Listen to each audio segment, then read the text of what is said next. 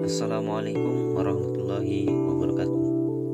Perkenalkan, nama saya Ridwan, NIM 1902010175. Puji syukur kita panjatkan kehadirat Allah Subhanahu wa taala, di mana Dia telah memberikan kita begitu berbagai macam nikmat, antaranya nikmat kesehatan, nikmat iman, dan nikmat Islam, dan masih banyak lagi nikmat yang diberikan sehingga kita bisa menjalankan aktivitas kita sebagai manusia. Pada kesempatan ini, saya akan membahas materi tentang gangguan dalam perkembangan jiwa keagamaan.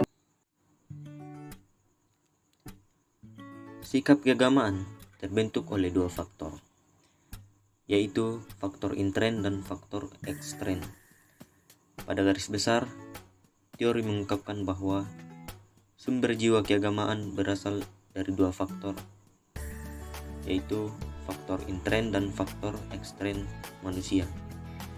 Pendapat pertama menyatakan bahwa manusia adalah homo religius atau makhluk beragama, karena manusia sudah memiliki potensi untuk beragama. Potensi tersebut bersumber pada faktor intern manusia yang termuat dalam aspek kejiwaan manusia seperti naluri, akal, perasaan, maupun kehendak, dan lain sebagainya.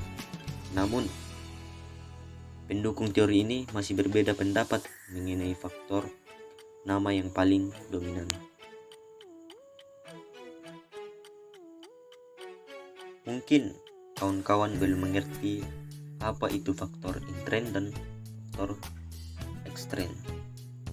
Pada faktor intern terdapat beberapa poin.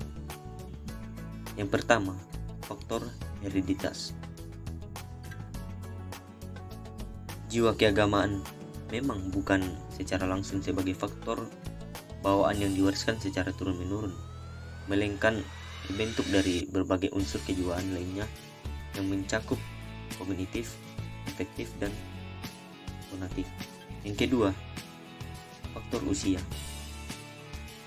Anak yang memasuki usia berpikir kritis lebih jeli dalam memahami ajaran agama.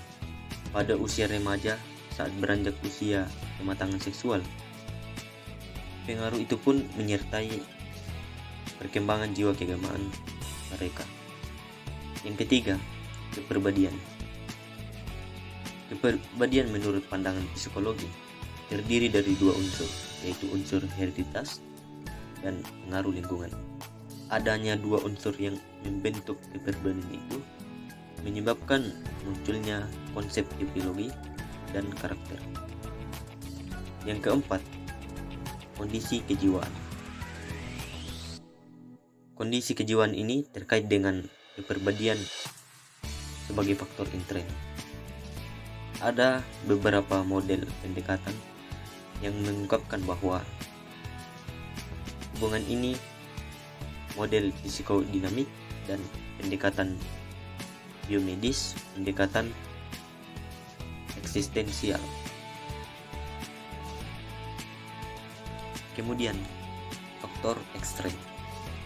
Dalam faktor ekstern juga terdapat beberapa poin. Yang pertama, lingkungan keluarga. Keluarga merupakan suatu sosial yang paling sederhana dalam kehidupan manusia. Anggota-anggotanya terdiri atas ayah, ibu, dan anak-anak. Bagi anak-anak, keluarga merupakan lingkungan sosial pertama yang dikenalnya. Dengan demikian, kehidupan keluarga menjadi fase sosialisasi awal bagi pembentukan jiwa keagamaan anak. Yang kedua, lingkungan institusional. Lingkungan institusional yang ikut mempengaruhi perkembangan jiwa keagamaan dapat berupa institusi formal seperti sekolah ataupun yang non formal seperti berbagai perkumpulan dengan organisasi. Yang ketiga, lingkungan masyarakat. Boleh dikatakan setelah menginjak usia sekolah, sebagian waktu jaganya dihabiskan di sekolah dan masyarakat berbeda dengan situasi di rumah dan sekolah.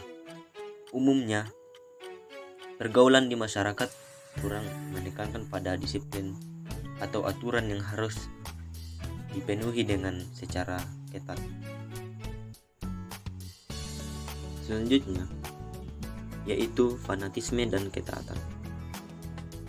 Suatu tradisi keagamaan dapat menimbulkan dua sisi dalam perkembangan jiwa keagamaan seseorang, yaitu fanatisme dan ketaatan.